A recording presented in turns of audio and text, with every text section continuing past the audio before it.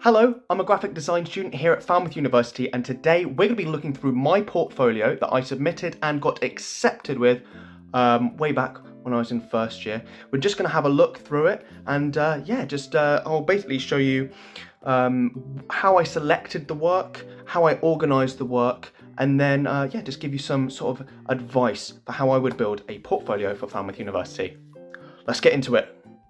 So for selecting work, the first thing I would recommend is getting a teacher to help you. If you were doing your A-levels right now, get a teacher to go through your books and find the best things. But here are some of the best things that you can put in there if you don't have a teacher to help you. Idea development, definitely want to show some of that. Designers that you're interested in, very important. A wide variety of media experiments. Observational drawings and sketches. Doesn't have to be crazy, just little things, some favourite final pieces of yours, and just show what you love doing and what you're interested in. Give it some personality. Okay, so now that we have selected our pieces, here is how I organise them. This is the first page. This is my sort of title page. I just chucked on a nice image and then put my sort of details here and a little brief description. I split it into different sort of segments. So the first one I did was idea development. So you can see that I've put in lots of things about design process, lots of sort of images from projects and things, just from my sketchbooks. And as we go through here, you can see, here is how I've finalized them. Again, more final sort of designs that I could put on the t-shirts. Then some sort of other things like artist research, for example, and responses. Some other examples of idea development, just trying to get in loads of different things. And you can see lots of it is very focused on sketching, and they'd like to see some sketching and bits of sort of annotation and things like that. You can also see here that I've got some annotation actually on the document itself, and all I did was did this in PowerPoint. But yeah, these little captions underneath just basically show or describe what it is and why I've done it. Next we have media experiments. Now here is one thing I will say: you don't actually have to do this sort of whatever keynote or PowerPoint or whatever it was, like template thing that I've done here.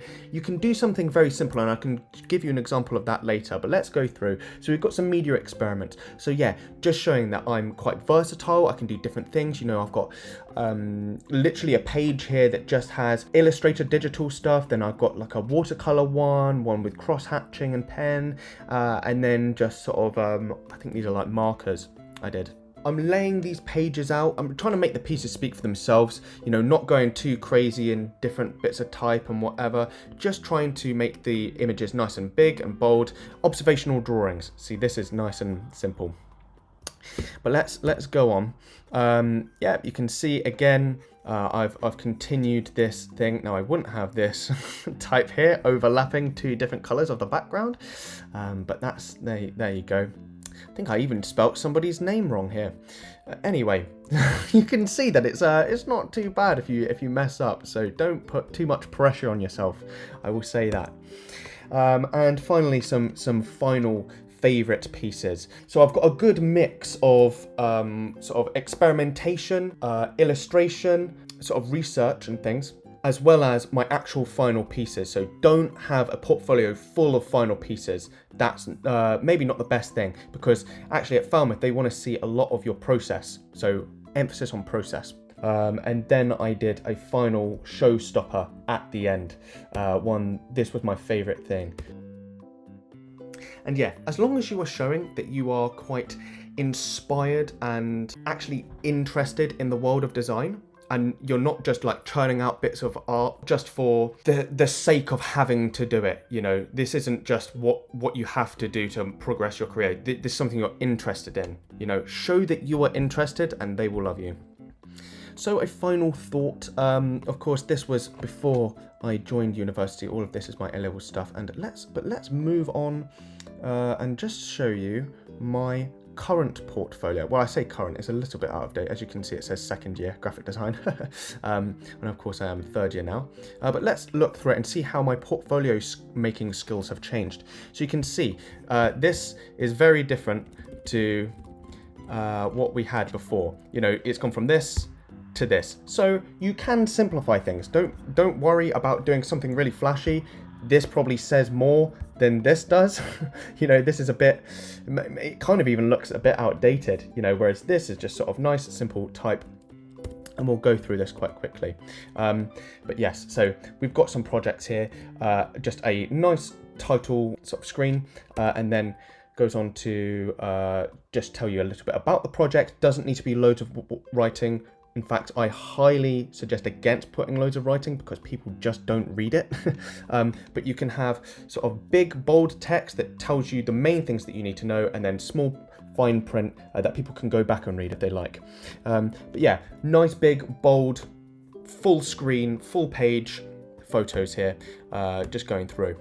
And I'll just quickly go through this. You can see nice and big, letting the work speak for itself, if you will. There is a page limit. I believe it's 20 pages.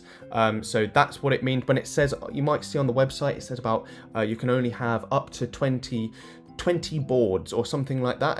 The language is a bit funny. It just means 20 slides on a PowerPoint, you know, and you can stick whatever you want on those 20 slides. Simplify it. Don't be too flashy. Just let your work speak for itself. Small captions, easy as you like.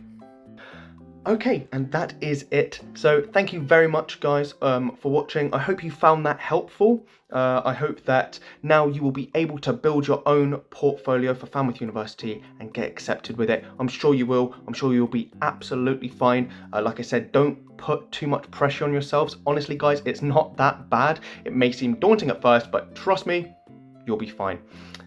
Enjoy it. Honestly, that's the most important thing. All right, well, thank you very much. And yeah, good luck. Bye-bye.